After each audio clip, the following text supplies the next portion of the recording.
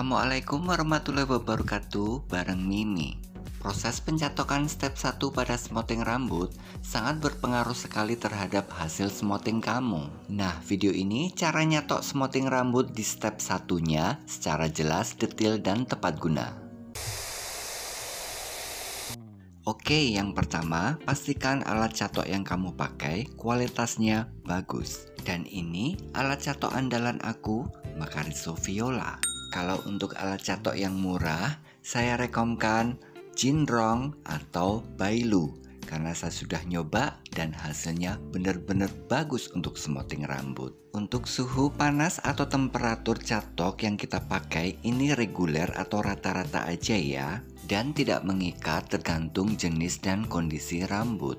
Kadang ada sih rambut yang helaiannya kecil-kecil atau lembut, tapi ketika dicatok dia atos atau keras banget. Otomatis suhu yang kita pakai di atas 200 derajat. Sekali lagi, ini hanya patokan reguler aja, tidak mengikat. Oke, lanjut, pahami cara kerja alat catok. Ketika catok udah panas, otomatis di bagian samping catok itu udah terasa panas. Nah, kenapa sih pada saat kita nyatok kadang-kadang kulit kepala sering kena panas atau kenyos alat catok? Bila kita nyatok bagian pangkal rambut dan catok kena kulit kepala, tapi langsung kita tarik spontan ke bawah, nggak akan terasa panasnya. Beda kalau nyatok bagian pangkal, terus catoknya diam dalam beberapa menit.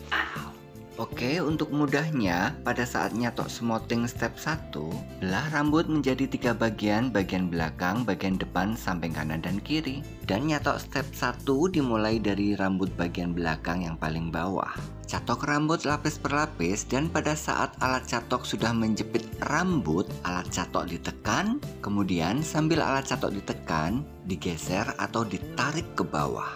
Ingat, nyatok step 1 harus bertenaga. Nyatok per lapis diulang-ulang, dan pada saat catok ditarik ke bawah, kamu harus merasakan bahwa saat rambut dijepit dengan alat catok, ditarik ke bawah, rambut terasa empuk. Diulang-ulang nyatok per lapisnya hingga rasa empuknya rambut pada saat dicatok itu sudah hilang, nggak empuk lagi. Itu artinya nyatok rambut per lapisnya udah matang. Sesekali nyatoknya pakai 2 tangan agar benar-benar bertenaga. Apalagi kalau rambutnya keriting bandel atau keribu, harus dengan tenaga kuda.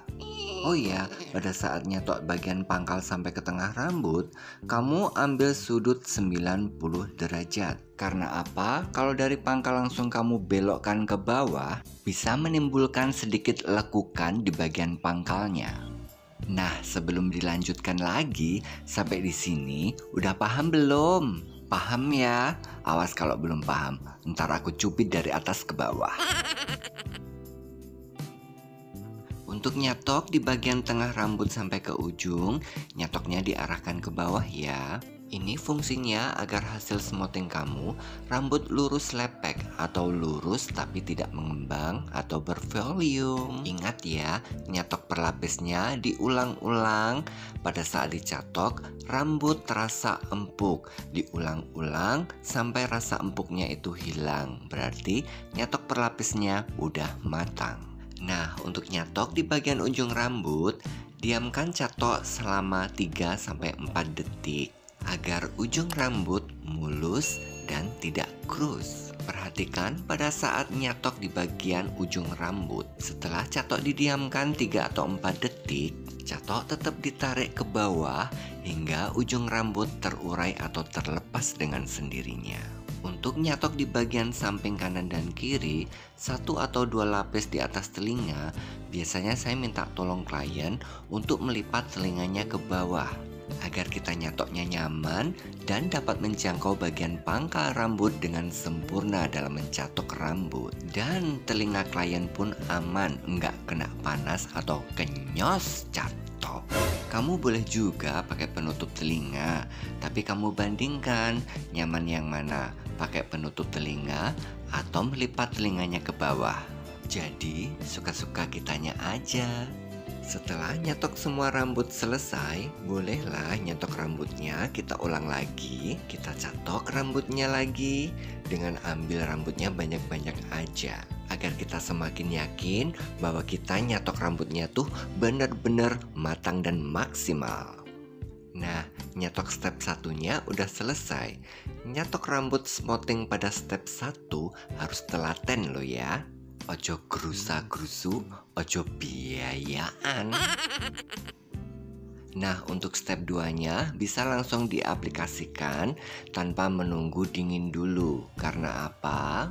Kita mengaplikasikan step 2-nya juga dimulai dari belakang ya, dari awal. Pas mengaplikasikan step 2 di bagian terakhir tadi ya, di bagian depan yang samping, kan rambutnya juga udah dingin. Oke, harapan saya video ini benar-benar bermanfaat buat kalian. Apabila ada yang belum jelas, kamu bisa tanyakan, kamu tulis di kolom komentar. Sampai ketemu di video-video aku yang akan datang. Wassalamualaikum warahmatullahi wabarakatuh. Thank you for watching.